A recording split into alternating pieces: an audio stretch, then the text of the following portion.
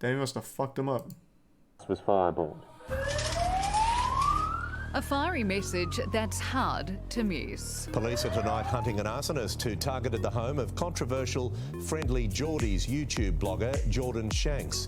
It's the second time the property has been firebombed in a week. Obviously, we've done some extremely same property reporting twice. over the last year, I suppose, of a bunch of extremely powerful people and corporations. There is many people that would want to do that. No one has the record that he has for doing some hard-hitting journalism, and this is his payday. Someone's trying to kill him. In what I now know was a premeditated attack that at best was intended to terrify me and at worst was intended to kill me. I would say it was probably intended to kill you. Like, throwing a firebomb at the house and actually setting the house on fire is less of like an intimidation tactic and more of an attempted murder, I would say. But I feel like in his position, he's got to be very careful with the words he chooses because he's constantly in the crosshairs of every single authority in Australia because he exposes so much corruption. But yeah, this is very much a step above an intimidation tactic. An intimidation tactic is if you had like someone come to your house dressed as a construction worker, but then it was actually a lawyer serving you like a fucking lawsuit. That's an intimidation tactic. This is some like hitman shit. Thanks, the resub waffle. But the firebombers, they forgot to take one thing into account. I'm very disorganised. The night that happened, I was supposed to be sleeping here. I don't even have smoke alarms. So there's a very good chance that if I was, I could have ended up like the content you're watching right now. Fire. But I wasn't here because that week I was performing my live show in Melbourne and I forgot my keys while I was down there. So there, criminals outwitted. It reminds me of that quote. He's if 2 steps ahead. Doing, then the enemy certainly can't anticipate our future actions. So I was sleeping somewhere else that night. That's such a beautiful line too. That's always the cliche on how they beat like an overpowered villain in an anime or some shit who can see into the future. We'll have no plan and we'll wing it. Unpredictability is our best friend. With the firebombers' mums. But I will admit, the firebombers did succeed in terrifying me, and I've spent the last couple of months doing 2 things apart from the firebombers' mums. That's hiding and ruminating. This video is a culmination of that rumination. This is an explanation of who could have possibly have done this to such a small, relatively unknown Australian YouTuber. And hey, if that sounds too dry, well, you kids like Knives Out or whatever, stick around. It's a pretty interesting whodunit. I do like Knives Out. Unfortunately, I think I got a bit of a spoiler in the description. I think we know who the culprit is, but maybe you didn't see the description, so I won't spoil it. All right, we'll keep it a mystery. We'll keep it all intact here. Sorry, we're going to have to film the rest here Some because samurai. the asbestos was getting to us. Just in case you didn't know, I'm Australian. I'm from the great state of New South Wales, home to over 8 million people. And compared to other Australian states, New South Wales is a particularly dirty place. We're the gambling capital of the world, we're the cocaine capital of the world, and not in a cool El Chapo way either. We just have a lot of coke users here, the highest per capita Nice. here, actually. That's pretty cool. For this story, it's important to understand that New South Wales is a state that was created by criminals, and let's be honest, we really have stuck to our roots. During the early stages of our colony, our de facto currency was rum. When an English governor was sent here to attempt to raid it in, we cooed him. Look at him hiding under the bed like he's me. Coward! That's our first political cartoon, by the way. Throughout the 20th century, our police force, political class, That's and hardcore. the world had a rich culture of working hand in hand to maximize each other's hustle. And let's be honest, despite numerous inquiries uncovering the extent of corruption and criminal penetration into the institutions of New South Wales, nothing has really shocked the system into radically cleaning up its act. On a completely unrelated note, let me introduce you to the former Deputy Premier of New South Wales, John Barilaro. He's been the topic of many of my past videos. And look, just to be clear, I'm not alleging anything here, and it is too big of a jump to go from beating a cameraman in public to firebombing a house. That is a big jump, but you're also giving him a lot of credit here with beating a cameraman. This cameraman is fending off this overgrown baby with ease. Like, this is pretty sad for John Barilaro here. It's like that, like an older brother putting their hand on the head of the younger brother as he's throwing punches that are missing. And he's holding like a 30-pound camera on his shoulder. Cameraman in public to firebombing a house. So obviously I'm not saying he did it, but he did do this. Wailed on a cameraman. We'll get to that in a second, but first, not really you're wailed. going to He have got to endure an embarrassed. extremely bizarre twisting tale. For the new viewers, here's how I made an enemy of basically every powerful person in the state. John Barilaro was the equivalent of a lieutenant governor. He was the deputy premier of New South Wales from 2016 to 2021 until he quit, blaming my cyberbullying. How do we get to the point where the most powerful man in the most powerful state in Australia claims that he's decided to resign because of a YouTube beef? That's fucking hype, though. That's so videos nice. I was making about the insane land clearing rates in New South Wales because of the actions of John Barilaro's government. Led by Premier Gladys Berejiklian, we had an increase in land clearing rates by over 1,300%, making Australia the only developed nation having a global deforestation hotspot next to its name, and putting koalas on track for extinction by 2050. So repeatedly, I called Premier Gladys Berejiklian koala killer over this. In mid-2020, I also interviewed the opposition leader Jody McKay, where we discussed the government's appalling record. John Barilaro takes issue with this interview and the nickname and decides to white knight for his boss on radio. And I've seen some of these banners online or physically where, you know, they call Gladys the koala killer. Obviously, I found that very amusing and did a video that included this impression. Oh, what the f***? She's never even personally killed one koala. The one she backed over was an accident, bruh. Oh my god, what'd you call a koala killer? What the f***, somebody? I don't see a koala. Where's the f***ing DNA evidence, bruh? So this guy really is just actually tuned into every YouTuber that criticizes him. We got him. calls from sources in New South Wales. He actually might have quit because he got bullied. Barilaro was very shitty at that video, huffing and puffing, claiming that the impression was racist. I remember this happening because I couldn't believe how stupid the claim was. We were all thinking, no way is he going to publicly say something about this. And then this article came out. YouTube comedian in racist low blow towards Premier. He responded by planting a story in the newspaper that alleged because I did an impression of him, I was racist against Italians and the migrant success story. This is the same paper that posted this cartoon a few months later. Gladys, I'm gonna make you an offer you can't refuse. So inaccurate, there is no way he'd be that tactful in his threat. This is what it actually read. Yeah, I'm threatening you, dickhead. I don't give a f that this is an open line. We couldn't believe it. I think the team and I were in Goldman Subway when we first read it. We were pissing ourselves. John Barilaro was a man who built a career railing against political correctness, and now he was in an article taking issue with me doing an impression of him, and specifically annoyed by the inclusion of the word bruz. That's Australian slang for brother/cousin, usually used by utter legends. The most ironic part of that article is that my family are migrants from a place that less than 100 years ago was part of Italy. John didn't even bother checking that before throwing out his sob story. So we thought, a whiny, sensitive, fat Italian man, who also happens to be the most powerful man in the state. Content gold, HBO understood that 20 years ago. So obviously we came up with a bunch of stupid nicknames and animations about him, including the classic Super Barilaro Braz. I can't believe we're at a point where actual politicians care about YouTube beef. That's wild. The countless development and logging proposals in koala habitat, starving them, fast-forwarding their extinction clock, and didn't make any effort at all in an attempt to save their populations. All with the help of my good friend, yay! By mutilating labor's native vegetation act, I thought I'd increase land clearing by 45%. But what's the difference? Woohoo! I increased it by 1,300%. Mamma mia! When I discovered the Brumbies were destroying Kosciuszko National Park, bringing a bunch of endangered species to the brink of extinction, I was gonna authorize a cull, but then I realized I could make $10,000 in donations by allowing them to destroy the park. Woohoo! Everything in my life was going great until, ooh, what's this? Branch.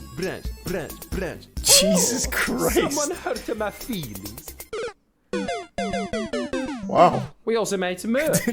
Anyway, this is all super auspicious because I swear to God, earlier in the year, unrelated to this new what is a beef, Brumby? we realized John Barilaro had this palatial multi-million-dollar estate that he Airbnb'd as a side hustle to his other gig, being the leader of a state. We thought, it's a wild surely horse. This is the dumbest thing you could do, right? Like, especially since the other half of the time, it's not Airbnb, that's where he lives. So we thought, wouldn't it be good if we film a video on the history of all the shitty things he's done, but film it at that Airbnb? So that's where one of our biggest videos, Bruz, comes from, which was released in September of 2020, which I've got to say, it had a very good twist, because as you've probably gathered, or haven't because you're that dumb, I'm filming at your estate. And I want you to be the first to know that I f***ed in both your guest houses. Oh, Stooge, we tracked the video. It's coming from inside the I don't know if house. that's true or not, but that's such a fucking flex. This guy actually sounds unbelievably stupid. Like, legitimately, observably stupid. I am believing 100% that his feelings got hurt because FriendlyJordies made fun of him, and he probably cried. Like, he actually probably did cry and then resign. That's crazy. Holy shit, that is actually crazy.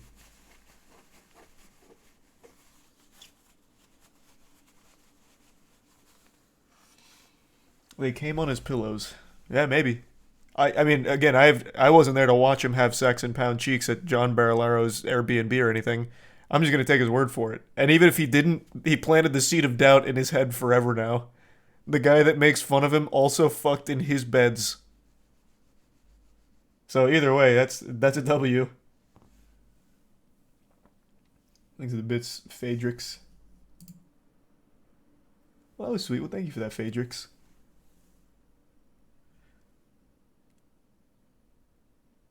Expect this from me, but I highly recommend this video, links in the description.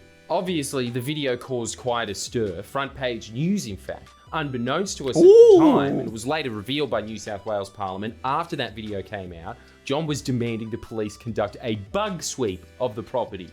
Something that would cost the taxpayers $10 million. And a blacklight, Despite please. the fact we We need to know if he almost actually that fucked much here. to stay at the property. Just imagine how stupid and entitled it is to be Deputy Premier and lease one of your primary residences out to anyone. I never considered doing this before, but say a property developer wants a favour, they could very easily get material to blackmail you. I have an unlicensed casino in my basement. Please don't tell the authorities. Also, if you wrong me, you end up in this secret room. There you go, some unreleased footage from Bruz. More on that at the end of the video, so stay tuned. Anyway, after the release of Bruz, John became increasingly agitated by the videos that were available. One in particular seemed to really bother the Barilara family. It was called The Italian Job. That was released in November of 2020. It was an expose that detailed how John and his dad, before politics, became the directors of their local Italian club. They then racked up a bunch of unsecured debt and as directors sold the clubhouse property for pennies to a company they directed and owned shares in, thus becoming the landlords. They then jacked up the rent against themselves, forcing the Italian club to go defunct and leaving them with the property as directors of the club they had already sold to themselves for a bargain. Later they sold that property, formerly owned by the Italian community, to developers, making a $700,000 profit. Wow, now Not bad. That's a migrant success story. And if that's all too complex, full video is linked in the description. But in short, it was just heaps dodge. In another video, I called Barilaro up and attempted to ask him about allegations surrounding him and extramarital affairs. Turns out, John's intimate relationships would eventually come under scrutiny at a motion hearing concerning his boss's intimate relationships, but that's a story for another day. I didn't know this at the time, but these videos caused John's office to contact the New South Wales Police Force just days after their release, specifically the Counter-Terrorism and Special Tactics Command. God, what a flex. You grilled a man's cheeks so hard that he called in the Counter-Terrorism and Special Tactics Command. Fucking Jack Bauer had to be put on your case because you bullied this guy's feelings so hard. Jesus Christ. Now I think he fucked someone that's not his wife. Now, I mean, I know nothing about him or the case, but now because he called in fucking CTU, the Counter-Terrorism Unit, now I think he absolutely cheated on his wife. He went too hard to prove he didn't. Now I feel like he's covering something up. You see, you gotta, there's a fine line between, like, a proper response and an overkill. And when you reach overkill, you're basically already guilty. Oh, no, John. Tactics Command. New South Wales Police then set up a dedicated strike force to put surveillance on us. A YouTube channel. That's right. In Australia, our terror police go after YouTube channels. It was called Strike You're a Force menace. Wyargent. A menace. They had to. Is Wyargent. Why couldn't they have just called it what they were targeting? Strike Force Beat Cop. I told True, you that's a better bizarre name. Story, but it Deep gets Throat. stranger. At the same time this is happening, John's also contacting defamation lawyers, who we have also confirmed were at some point in contact with the strike force surveilling us. The defamation lawyers draft up this absolutely schizophrenic letter detailing all of John's grievances with the videos I made, including that I called him a greasy little scrotum. He needed to clear the record on that one. Let everyone know that's not true. This letter gets sent to me just a few days before Christmas of 2020, and because unlike you lucky Americans, we don't have your First Amendment in this country, someone can very easily take you to court for calling them a stupid fat idiot, which was something else that the lawyers whinged about in this letter. The first few months of 2021 go by, and they were pretty quiet. Seeing insults in writing on a legal document is crazy. On behalf of a guy that we exposed and made fun of. But we know we have to respond to this nutty letter at some point, so we thought, what better place than a university forum that Barilaro is speaking at? We pay him a visit. He tells us to f*** off. This is all detailed in the video Bruz Eternal, which goes through all of the contents of the legal threat we got. The video has now been taken off of YouTube, I think because we advertised the greasy little scrotum key rings we were selling. You can still watch that video on our website though. That'll get you.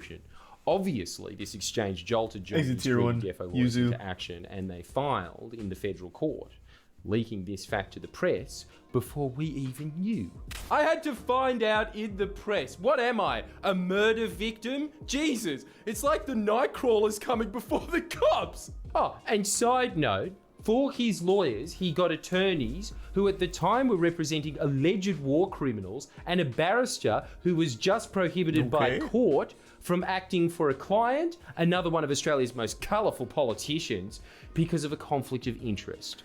Only the best. Around this That's time, the Avengers. That's the A-team. That while I was away Jesus on Christ. tour, the police came and visited my house. I thought, that's quite bizarre, so I get my lawyer Mark to call up the police, who at first deny that there was any visit at all. And only after Mark quotes a time and date does he get transferred to the Counter-Terrorism and Special Tactics Command, specifically the Fixated Persons Unit, a unit set up in the wake of a deadly siege in the centre of Sydney. Basically, this unit's MO is to stop lone wolf terrorists. People like, I don't know, Joker or Travis Bickle from Taxi Driver. That's literally me.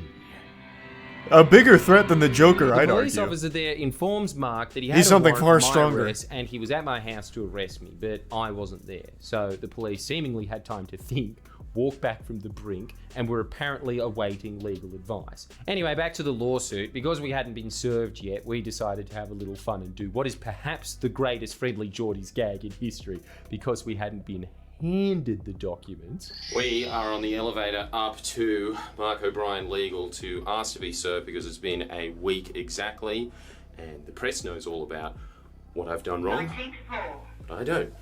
Let's find out. I serve you here with the originating application, the statement of claim, and the getting steps. Oh, thanks so much, and...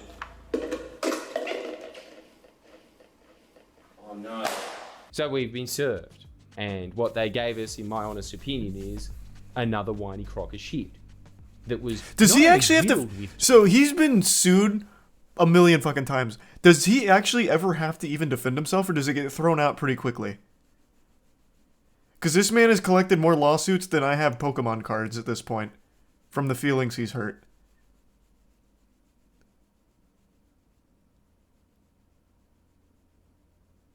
Yeah, he's had to defend a few times. Okay. Because, like, I've seen the sheer number of them, and it is overwhelming. But I also know quite a few of them get thrown out. Like, even in the description of this one is being thrown out. So I was just wondering if he ever even had to actually go defend himself, or if they eventually just Drop it.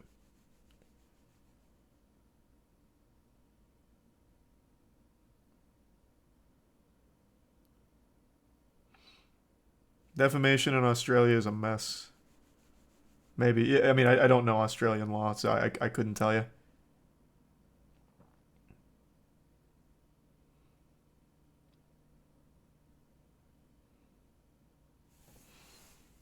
He had to say sorry and edit a video and then pay a $100,000 cost once? Holy fuck.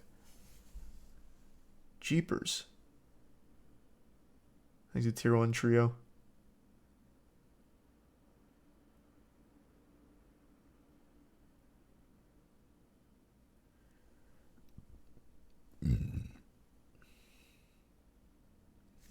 Delusional and paranoid readings of silly jokes, but had straight out factual errors, like mistaking their own client John Barilaro for being a federal politician instead of a state politician.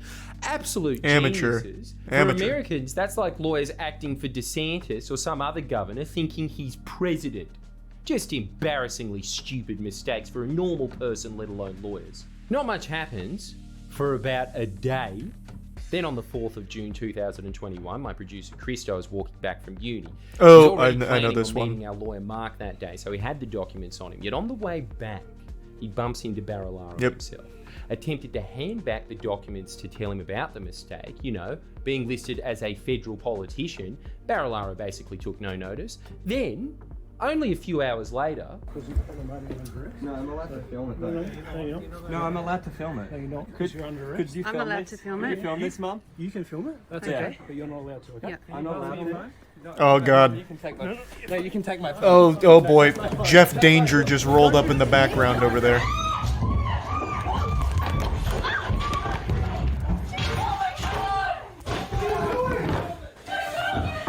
Yeah, this was a big clip when it came out. They're giving away evidence and trying to run away with it. Yeah? What's happening? They're just fighting him. Run off with evidence. Okay? Who are you doing this? You're out with... Jesus Christ. I'm coming. Where is it? Film this. I am. Make sure you don't film it. This is bizarre. This is not Australia. Yeah, it's Mark Davis. Have you got the number? You hurt a 51-year-old woman. You knocked me over. You killed my dog. I tripped who's over. Old. Okay. No, you did not. Yeah, You pushed your way. You pushed me down. I tripped over. You assaulted me. You assaulted me. You just assaulted me. I've got witnesses. We told you to hand over the phone. I have got witnesses. You handed it to her. I tripped over you. You pushed me down in my own home. No, I didn't. If you're tripping that easily, you're in the wrong line of work. It seems I've made enemies of politicians, lawyers, and now the police. Christo was arrested by the Terror Police, specifically the Fixated Persons Unit, charged with 4 counts of stalking and intimidation. So we're now facing criminal charges and a defamation suit. We raise $1 million in legal funds, which we're still using to this day. Thank you so much.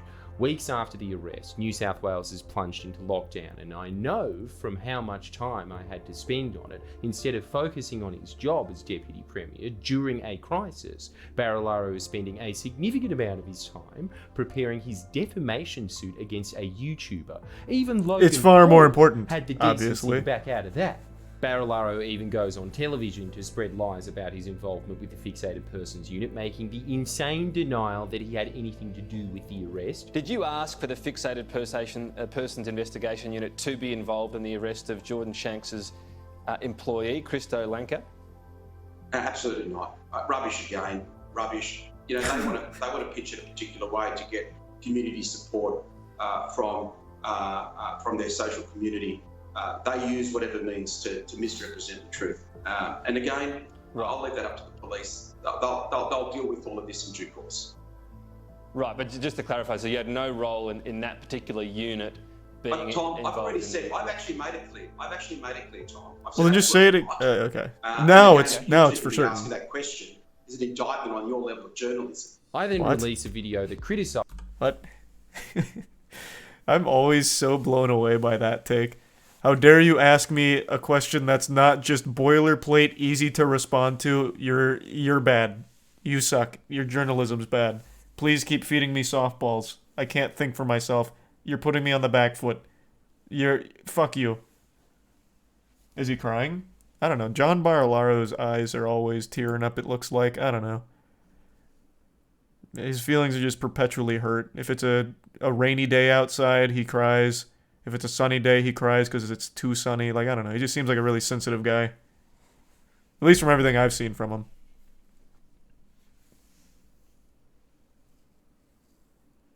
These are the resub jumper cables.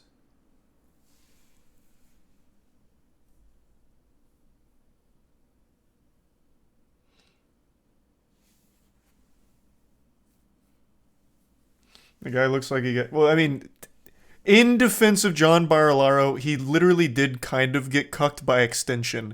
Because this fucking idiot put his personal residence up as an Airbnb, so FriendlyJordies went and had sex there. Like, his estate got cucked.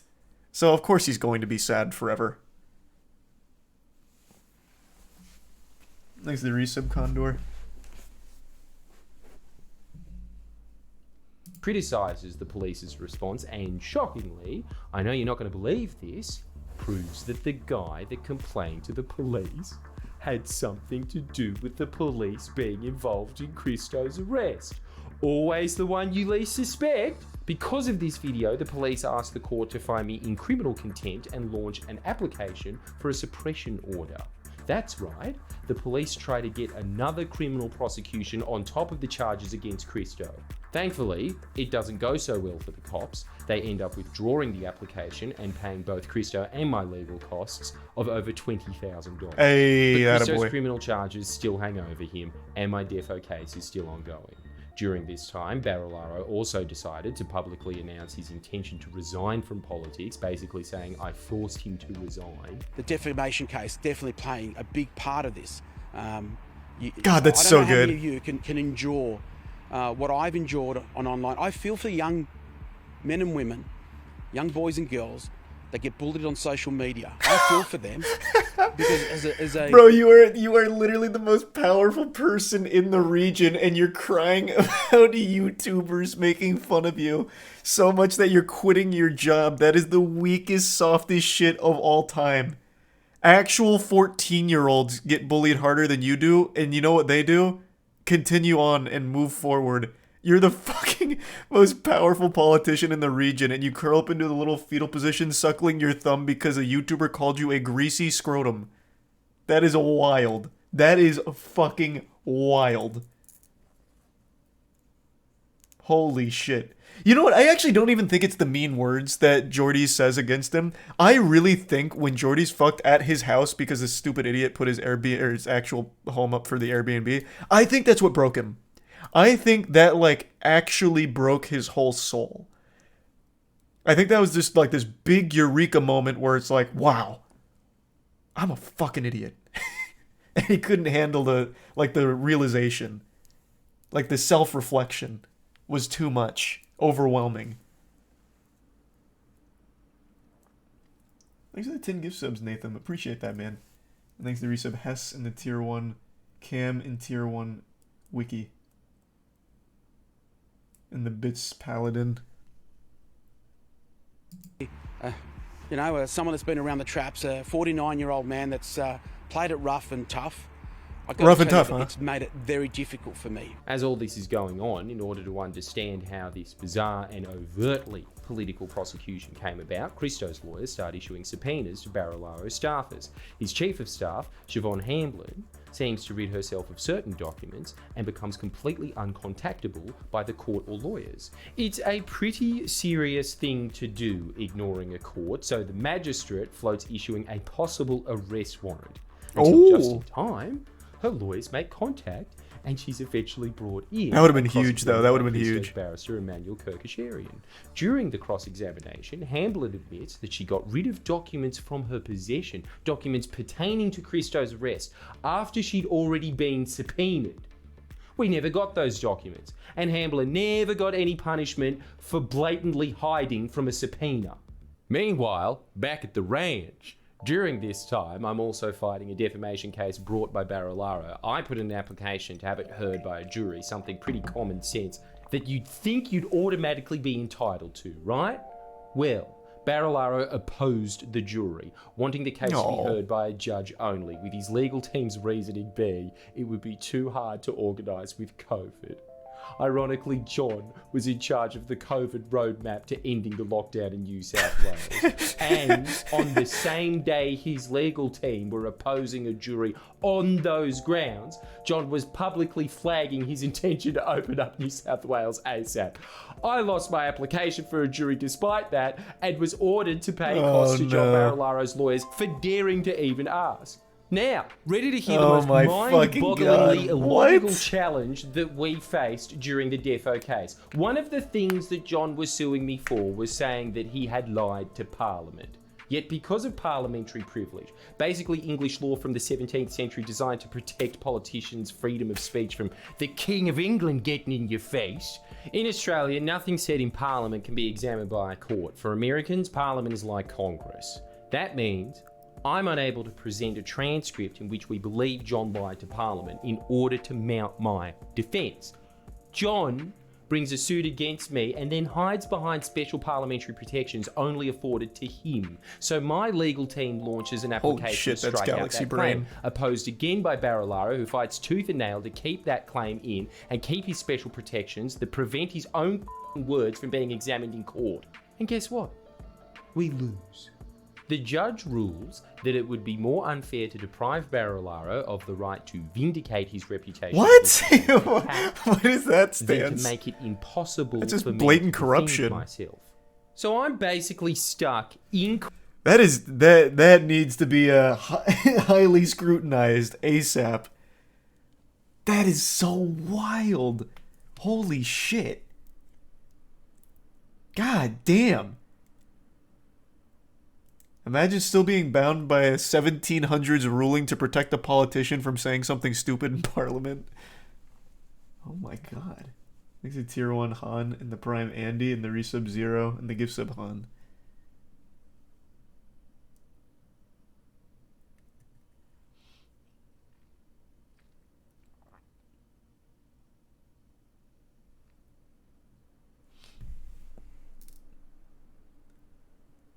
He literally said he can defend himself, but not you. I know. I know.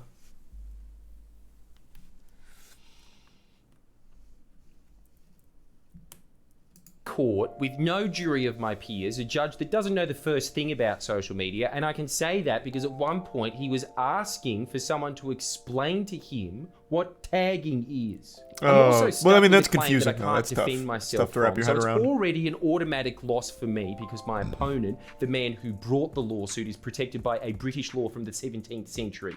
Oh yeah, and all the whiles I'm being surveilled by a dedicated strike force on behalf of John Barilaro. I hadn't even been firebombed yet someone thought I hadn't suffered enough.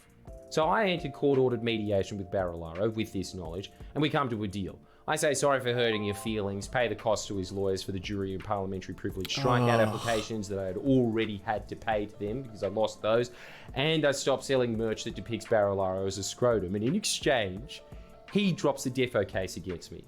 In the end, it was a phenomenal deal for me considering the circumstances because Barilaro didn't get a cent from me and I only had to pay what I would have even if I stayed in the suit. That is pretty unheard of in defamation. Yeah, but you'd still like a bigger W conclusion where once again Barilaro left in tears on the courtroom floor shaking his fist at the clouds. Damn you, I'm not a greasy scrotum, jordies. But I mean, yeah. All things considered, this was probably the best he could have hoped for. Defamation cases are pretty much rigged in Australia. For a defendant to come out with not even 1 cent of damages to be paid to the complainant, that's like winning the Running Man. It doesn't happen. It's almost as if Barilaro didn't want me mounting my other defences. You know, those that weren't stopped by a 17th century shield. It was like he had me on the hook, and then he threw me back out to sea. Yeah, Barilaro wasn't just suing me, he was also suing Google for daring to host my videos on YouTube. And oh, very Google smart. and him What a don't good hold play. the deal, so the case is still set to go ahead in March of 2022.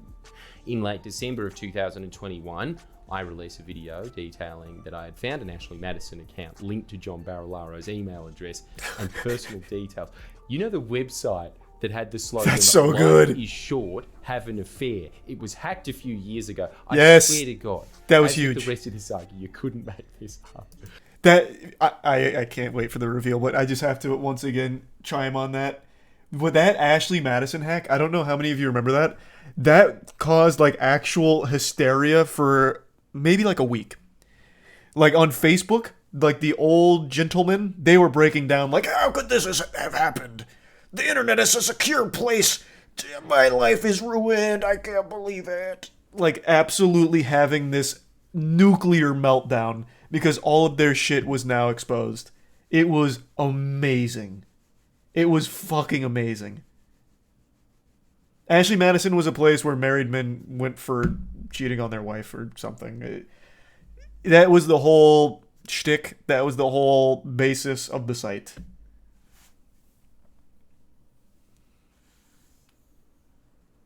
The username on the account was John Loves to Lick. The video has been taken down. That's by YouTube beautiful. in Australia. That's a beautiful American name. subs probably still could be able to see it. It's the vid with the lick emoji as the title. It's very funny. I wish I could go more into it now. Moving on. It's now early 2022. Christo's criminal trial is fast approaching, and so is John's defamation trial. Yet very, very strangely, just a bit over a week before John's defamation trial is set to begin, police drop the charges against Christo and pay his legal costs. Again, almost like the police were working to benefit John, so he could have a bargaining chip in his defo case. Then, another strange thing happens, perhaps the most tragic of them all. Just days before Google are set to go against John, they drop all their legal defences, leaving John with the legal equivalent of a layup. He now couldn't lose, and the trial would just be a question of how much money he'd get. This was completely illogical on Google's part, and to me it was very, very suspicious. There was no logical, strategic reason for them to drop their defences, so this results in John's lawyers being able to spend the entire trial getting away with whatever bullshit they like, repeatedly smearing me as a racist, misunderstanding jokes, misrepresenting the timeline of the videos to make it seem like John didn't react first, dramatically overstating to the point that it was comical how much ad rev YouTube videos made. And worst of all, John wasn't asked point blank any difficult questions. And I'm not there to defend myself or give a true account of what actually happened. Most importantly for John, he got away with this narrative. I was driven out of politics by this horrible That's such a good narrative, much though. more powerful than me YouTube men. And Google made so much money from his awful videos. Yes, one of the richest corporations really needed a few $1,000s Australian in ad rev. I am so, like, to be fair though, I get the frustration from Jordies here, but the fact that's the narrative he ran with is perhaps the best outcome you could have hoped for aside from him losing more money. He now just looks like such a bitch. He went on record and then on TV to cry about being bullied by you and cited you as the reason he stepped down. That is like the fattest fucking W you could hope for. Like, that's amazing. I can't get over that's actually the, like what he is saying the reason is for him stepping down. I just think that's perfect. Like, that's the perfect outcome. Yeah, I'll watch the police chase when it's over. I don't like to watch them live just in case of toss. Thanks for resub Octopony and Damn Boy. That's why my videos were kept up. Pure commercial interest. I'm single-handedly keeping Google afloat, guys. That's the meat of the case. The reason John would be awarded damages centers around the claim that he was forced to resign because of my videos and the fact that Google kept them up. Keep that in mind. After a few days, the trial finishes. On the 6th of June 2022, the judgment comes out and awards John over $700,000 in damages. And not only that, the judge refers me to the registrar for consideration of possible criminal contempt charges, mostly because of the video I made that detailed the John Loves to Lick Ashley Madison account. That was apparently criminally intimidating to John. Oh, but John getting a strike force on us wasn't. So well, I mean, hey.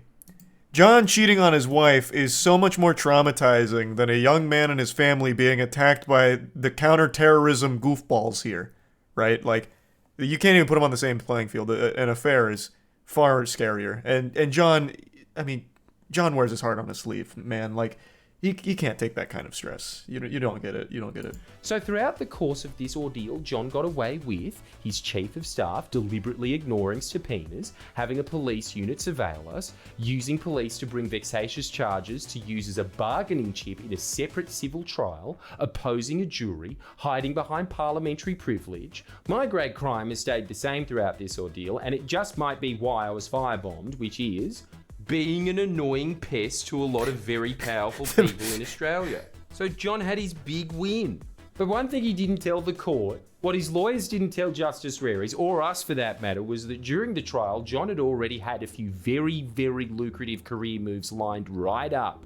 In fact, better paid than his job as Deputy Premier. Barely a week after the judgment came out, the New South Wales government announced that it was appointing John Barilaro to be New South Wales Trade Commissioner in New York. Hey, congrats. A $500,000 a year taxpayer-funded job that John himself created while he was in office. This wasn't even the worst thing Barilaro had done that year, but created by far the largest controversy of his career. A parliamentary inquiry was set up to figure exactly how John got that job. And I can't really go into everything here, but suffice to say, it was pretty damning. One of his ex-staffers alleged that as early as 2018, John had said that that big New York job was the job for when I get the out of this place. New South Wales Parliament then questioned John about Holy the timing shit. of his resignation, Holy with shit. John stating under oath that he had only decided to resign days before he announced it. New South Wales Parliament then presented an affidavit from his best friend defamation in Tier case 1 against stank. me that Gray. contradicted that evidence. In that meeting, you were yet to decide you were resigning at that point. No, absolutely not. Yeah. Absolutely not. Yeah. As I said, if the events of Friday didn't occur, I would have stayed on for who knows how long. This is your outline of evidence in your court case, and can you just read out the highlighted? Yep. I have therefore made a decision to retire from politics. I do not want to face another election. And what's the date on that, down the bottom? The 24th I can't read. September. After this appearance at Parliament, John pulled out of all future appearances, citing mental health issues. Yeah, Mind you, this is that after makes him sense. begging to tell his side of the story. But the upper house won't call me to the hearing because they don't want to hear the truth. So give me the opportunity in a hearing, in real life time, live, for everybody to get the same information at the same time, and we can go through this process. I'm planning on maybe doing a dive into that later in the year if you guys want, but this whole matter is still under investigation by New South Wales Parliament and was referred to the Independent Commission Against Corruption. John was also under investigation by the police. I promise to explain this to you. Clearly, John wasn't doing too well with all the attention his new job got him, because when cameramen went to film him one night regarding this scandal, this happened. I wonder if that was the woman he met on Ashley Madison or if it was his wife. There's really no telling. Oh, this is the cameraman.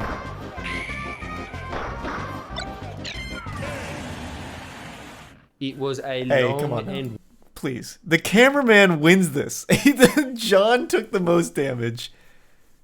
John was the one that hit the blast zone here. Cameraman's got 30 pounds of fucking iron on him.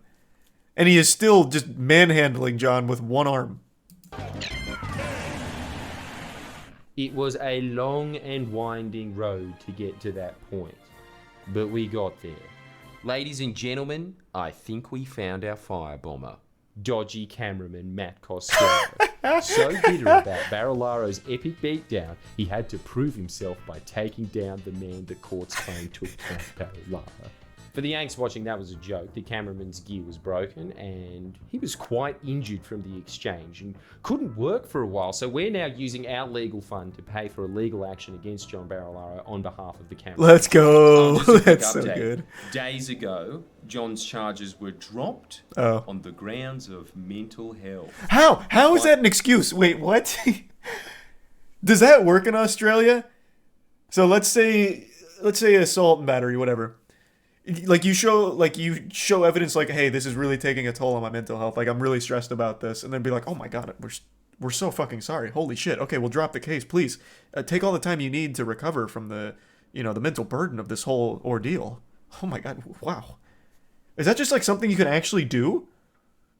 Like, obviously assault charges are going to be mentally draining, even to, well, especially to the super sensitive goofball Barolaro. But is that a real defense? Like, if my mental health is suffering from this, please drop it. And they'll be like, oh, yes. Well, now that you've said that. It's like in Pirates of the Caribbean with parlay. If you shout parlay, they just have to stop everything. No, not a thing. He's just super corrupt. Okay, thank God. I'm happy to hear that. Well, I mean, I'm not happy to hear about the corruption, but I'm glad to hear this isn't like a real tactic you can employ. I think the Prime Jelly and the Tier 1 Whack and the Tier 1 Paladin. Quite strangely, the prosecutor barely objected. We'll soon be releasing a video of the strange circumstances surrounding the original delay in police charging Barolaro and the conduct of the prosecution in the case, ultimately resulting in his charges being dropped. Suffice to say, some pretty interesting and concerning information is set to come out. But you'd think this saga would end there, right? No. In the 6 months after John had quit politics, he actually worked another job before landing the Trade Commissioner role. I don't know how he managed to do it, but this one is even more scandalous. Executive Director of large Sydney property development company Coronation Property Co. In August last year, we released an investigation into this developer, which detailed never before published links between them and one of the most violent crime organisations in all of Australian history, the Alameddine crime family, who are in no way suspects in the firebombing. No, not them. I'm sure they all have very credible alibis. Wow, that's we terrifying. Revealed that Andy DeHaas, the now former secretary and director of the construction wing of Coronation, MN Builders, he was charged with kidnapping in 2009. After an extremely violent incident where a man was chased down, kidnapped, held against his will and bashed by a group of bikies, one of whom is now on trial for murder. These charges were only dropped after the victim seemingly disappeared. We also have revealed photos of Nahas with high-ranking members of the Alameddine crime family. All that info can be found in articles on our website or the full video. And John Barolaro, after being essentially the leader of the state, went to work for these people. I told you New South Wales was rotten to the core. See how one stupid beef about an accent and the word bruz snowballed into a massive saga that made me the enemy of just about every elite in the state. Police, politicians, organised crime. I really should have chosen one to be friends with so I'd have a little bit of cover, but... Oh yeah, also... There was a really loud, violent cop that arrested Christo and assaulted Hey, his that's the mum guy and I girlfriend. said. We did a video that detailed some pretty strange behaviour of his in a courtroom, linked in the description.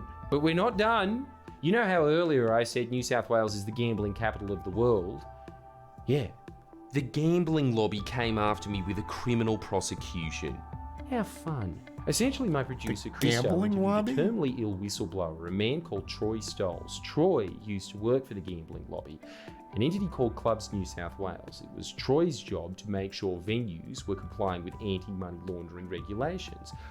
Spoiler alert, Arnold Schwarzenegger survives Running Man. Sorry, that was the wrong spoiler. These venues weren't complying, and it's very easy to launder money through poker machines in New South Wales. Check out this video we did with Boy about it. So Troy leaked to federal parliament the fact that 95% of Clubs New South Wales venues weren't complying with money laundering regulations. Clubs New South Wales sued him, drained him of nearly $1 million in seemingly never-ending lawsuits. Troy had to sell his house. He then developed terminal cancer. So Christo interviewed him about the ordeal. Apparently that interview was criminally intimidating, enough for Clubs New South Wales to bring a private prosecution against Troy and I. So now I've made even more enemies. The gambling lobby and anyone that would use them to launder money.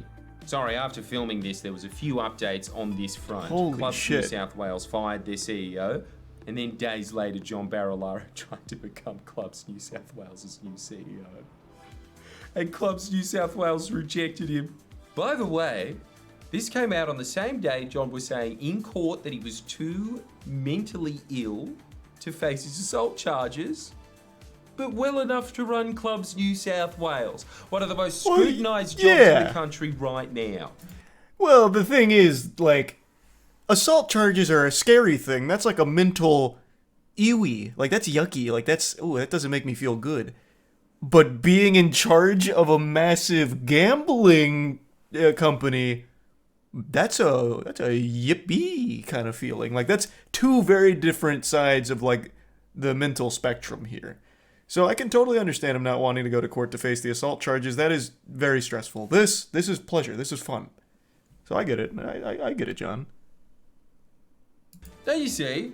All these people are kind of just one group. They're the Avengers of dodgy c***s. And perhaps a less hilarious update, just a few days ago the charges against Troy were dropped and Troy's civil suits were settled with Clubs New South Wales. And so were mine. This is breaking news. My criminal charge has been dropped. So well done me. And Troy, I suppose. The lawyers, you know, they did their bit, but I think, you know, the big player was definitely me. More on this soon. This video is going on for a real long time. We also did some shit about cocaine, the opposition leader, $100 million security contracts in Papua New Guinea.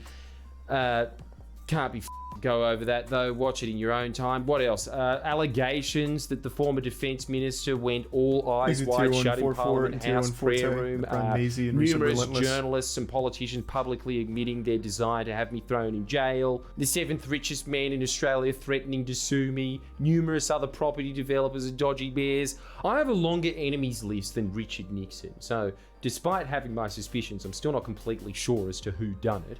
But enough of listing enemies, it's now time for my friends list. First of all, sorry to my neighbours and landlord, and future apology to whoever finds my corpse. It's going to be messy. I'm not going down without a fight. Big thank you, boy. That's like actually fucking terrifying. Like he's making light of it, but the enemies that he has listed here are actually fucking horrifying. Like, I can't believe he's still staying in Australia, honestly. I really can't. So, for those that don't remember the situation, I'll quickly let you know. His house got firebombed, but it was actually the second attempt. So they initially firebombed his fucking neighbors, thinking it was his house. And then when they realized it wasn't his house that they fucking firebombed, they came back to try and finish the job. And like he mentioned, the house didn't even have smoke alarms, so like he literally probably would have just died if he was actually home at the time. Because it would have been when he was asleep. And the enemies he's listed here and their connections are very serious. I don't know how he's sitting here and being like okay about it and lucid. What a man's man.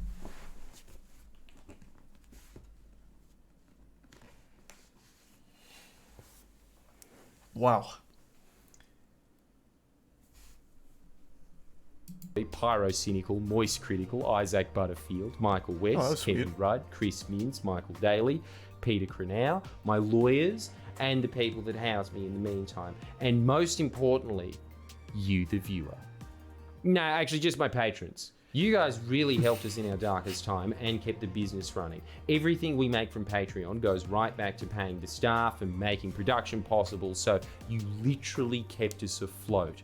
But for the rest of you, chuck us a few bucks.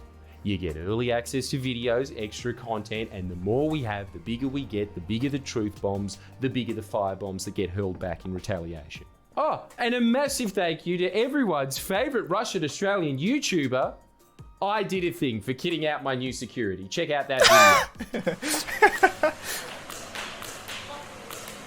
There are too many people to thank for their support, so sorry if I missed you, but I'd be here all day if I went through all of them. But as you can clearly see from this video, I really, really, really need to learn to shut the fuck up sometimes. But we all know that's not going to happen. The reason I was off for so long, by the way, I wasn't off for patrons, they still got videos every week, was because I thought we'd stop to assess the threat level and get some more information. But it's been months, and I still know about as much about the firebombing as the day it happened. So I got tired of waiting and not making videos for you guys. Plus I have some considerable gambling problems that I need to get money for. Just another little Australian joke. Tune in next week, because even though we haven't been posting, we've been working, and I think you're in for a treat if you enjoy the rug being swept from under the feet of fat politicians. On that note, I'd also like to officially announce my new stand-up show for the year.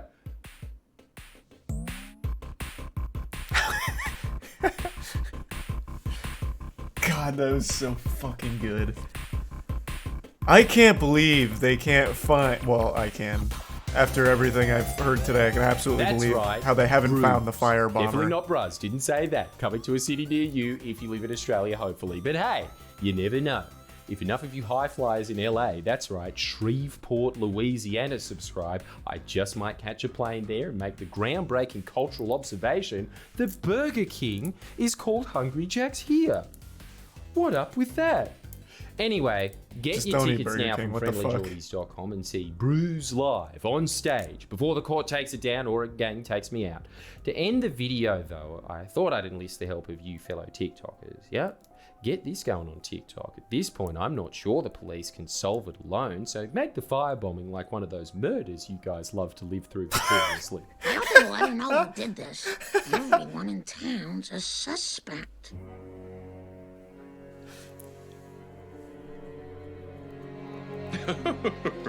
Well, I couldn't possibly solve this mystery.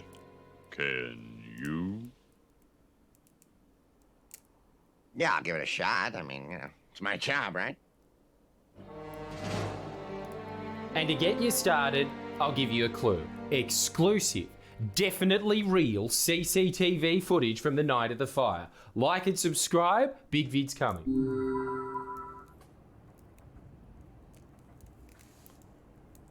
What's cold one? Oh, God.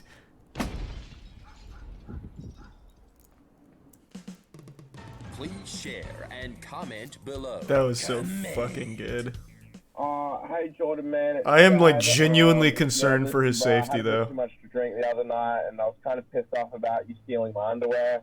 So Thanks you to know, I resub, took honey. it upon myself just to head over your place and Roldondo. But you know, I didn't know it was a fire. I just thought it'd make a funny sound and some pretty colors. But yeah, it turns out it did a lot of damage. So I'm sorry, man. But like, if anything, I think you deserved it. All right, have a good one, mate. Call me.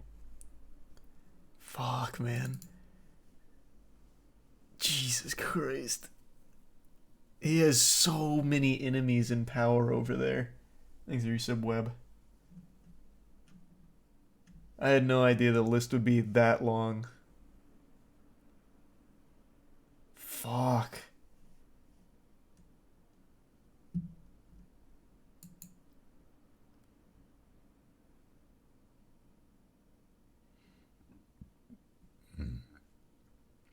Dude better keep moving. I'm sure he's got some kind of plan to stay safe. He's gotta. I'm sure he does. He's a real journalist. Yes, he is a real journalist. A dying breed.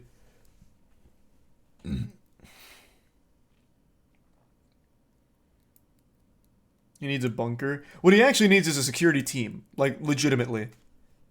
He's at that point where he legitimately needs a security team.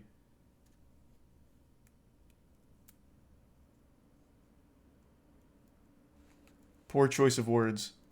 Oh, about the dying breed thing? He's part of a nearly extinct breed, but the ones that aren't extinct are very powerful, and they're usually around for hundreds of years. Is what I meant to say.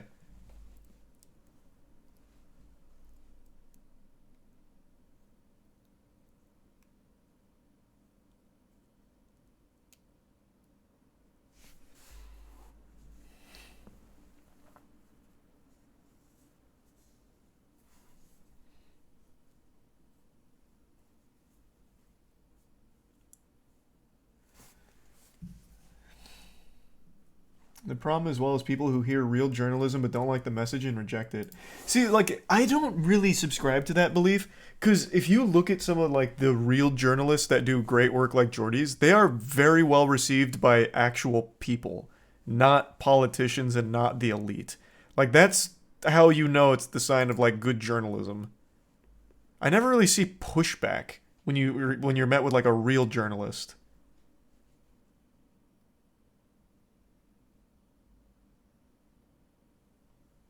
Thanks to resub Gizzy and tier 1 bubbles.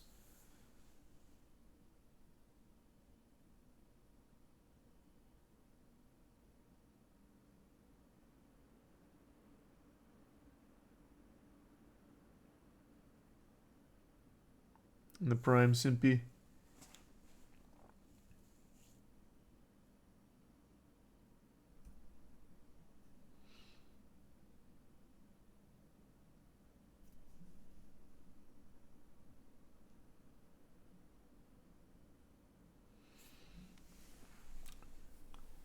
That's assuming it's a rational person. This is a question to the Australians in chat. Is there just normal people that don't like Jordy's reporting? Because I don't know how you can take an issue with it. He literally just dumps like the fattest, hottest facts and presents them in an entertaining way. Like maybe you don't like the jokes, maybe you don't like the skits. I could see people not liking that. But like the actual information it's pretty bulletproof. I don't know how you get mad or reject it. Like as a normal person, obviously the people in power fucking hate it. But I just don't know how a normal person would like reject it. Older people. I guess maybe. I could possibly see that. And thank you again for that, Camp. I really appreciate the fat drop again, man. Thank you for the generosity.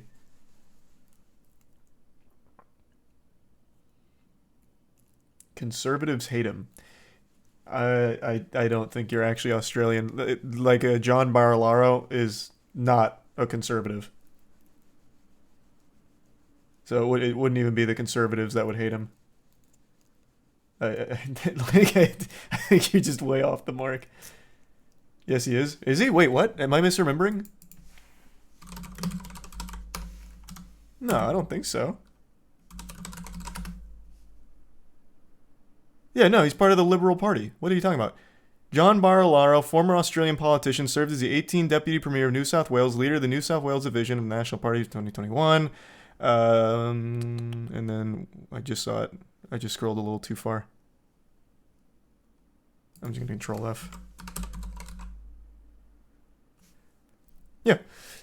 2016, Barilaro was elected unopposed as leader of the National Party in New South Wales following the resignation of Troy Grant and following the resignation of two other people as the leader of the New South Wales Liberal Party, and led the Nationals to form the Liberal National Coalition in whatever ministry. That's their Conservative Party. Oh, what the fuck? Oh. Oh. What the fuck? Why does it have the different name? Why is it fucking upside down? It's like driving on the opposite side of the road. What the fuck? That doesn't make any point. That makes no sense. What in tarnation? Oh. I had no idea. Oh, okay. Well, then what is the... That just blew my fucking mind. Alright. Thank you again for the fat generosity, Camp. I appreciate it, man. And thanks to the resub, Brew, Pierre, and Saturn. Hope you're well, Brew. And thank you for the 5 gift subs, Mitch. Really appreciate it, man. Thank you so much, Camp. You're such a fucking sweetheart.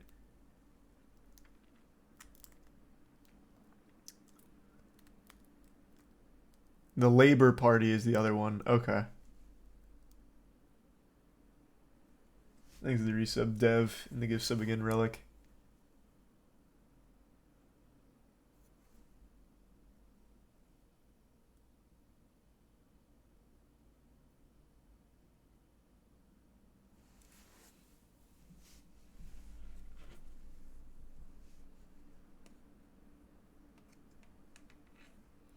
Thanks to the resub, Funk.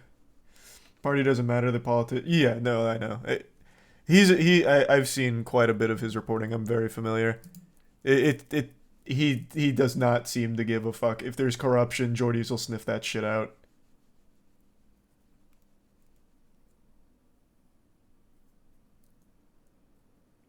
Thanks to the resub, Spook. No, I just don't watch police chases live. I wait till they're over. I don't want to take the chance of a toss moment.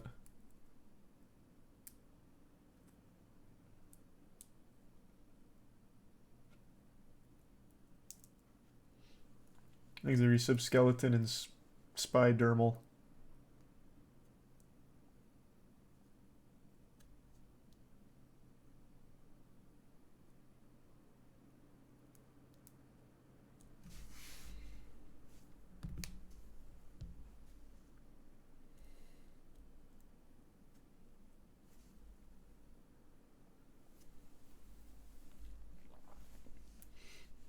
It is over. Did it end?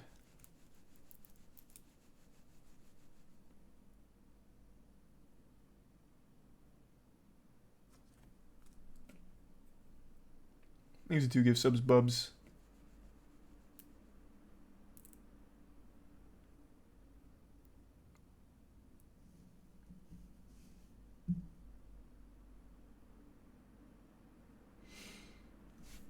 Many people I know are afraid for him, but very proud of the shit he's doing. I imagine that's, like I said, I imagine that's how most normal people would feel about Jordy's reporting.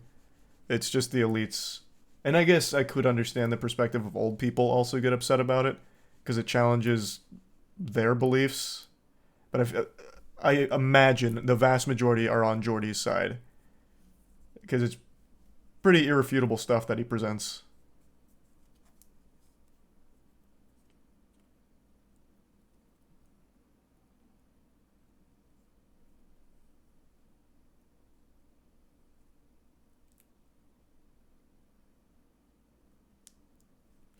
Who would ever be on the corrupt side? People that don't believe the side's corrupt, what?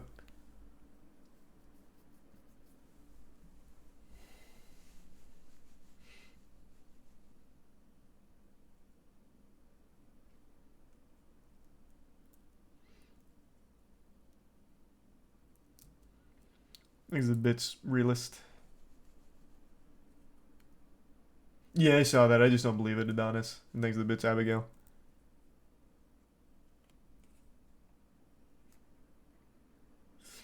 True, he did raise $1 million to help on the court fees, which they are still actively fighting. That is true. Thanks, Risa, Bussy, Buffalo, and the bits, Jake. And Abigail.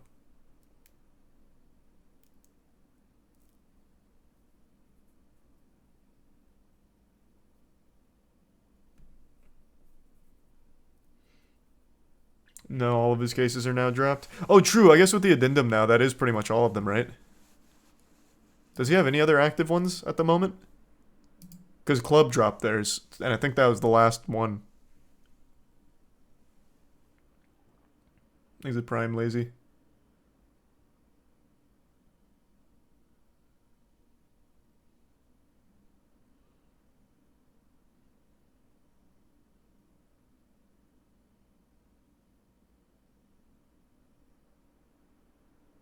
Time to get some new ones. Yeah, honestly, all of his cases are dropped now, all of them concluded. That means Jordy's got a nice clean canvas to work with. He can collect a few more defamation cases, a few more corrupt gambling organizations coming after him for some bogus shit. Yeah, he's got a lot of room to play with now. Yeah, fuck yeah. He's got wiggle room.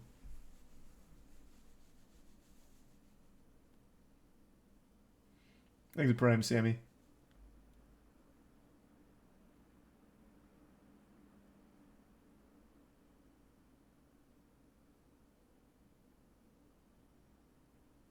I just don't think it's happening, Adonis. Thanks to Tier 1 Dreadful. And the resub AFK.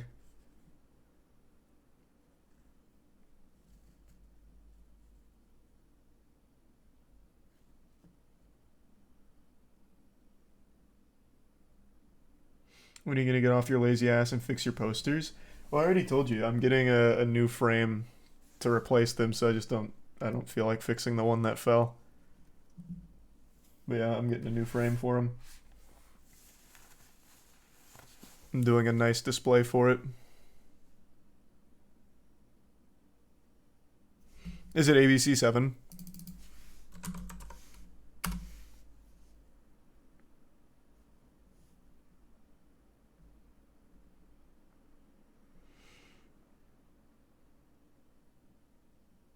Was it this one?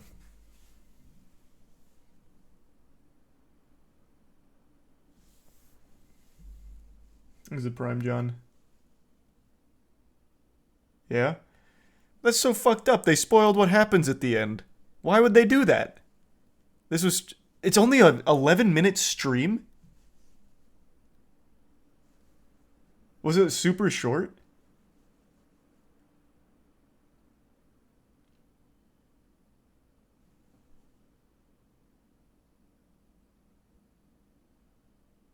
It's the wrong one. Which one is it?